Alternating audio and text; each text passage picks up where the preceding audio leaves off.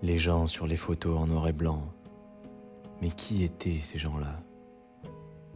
On a respiré le même air, regardé la même lune et lu les mêmes auteurs.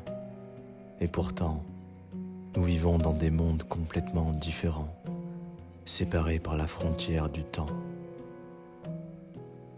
Les gens sur les photos en noir et blanc, qui ne sont plus aujourd'hui, avaient-ils peur d'être oubliés eux aussi? Espéraient-ils que quelqu'un dans le futur se souviendrait d'eux, le temps d'un souvenir ou d'une photo? Mais qui étaient ces gens-là? Avec qui j'ai tant en commun? Étaient-ils heureux? Quelles étaient les couleurs de leur monde? Étaient-ils nostalgiques d'une époque encore plus lointaine? Est-ce qu'ils disaient eux aussi que c'était mieux avant?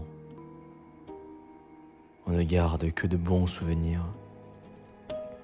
D'ailleurs, le passé, ce ne sont que des souvenirs. Ça sera toujours mieux avant, car les souvenirs sont toujours magnifiques, tandis que le présent, lui, nous apparaît sans filtre, non idéalisé et embelli par la mémoire. Le passé est un pays étranger dont nous sommes les touristes, mais aussi les gardiens. Et puis vient le moment où on regarde nos propres photos de nous étant petits. Mais qui est ce type? Est-ce que c'est moi?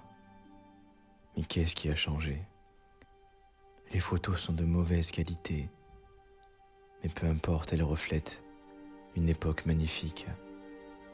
Une époque où je me savais aimé, où je pensais que l'existence était éternelle. En étant insouciant du bonheur, j'étais aussi insouciant du malheur. C'est à croire que le bonheur, c'est tout simplement l'insouciance du bonheur.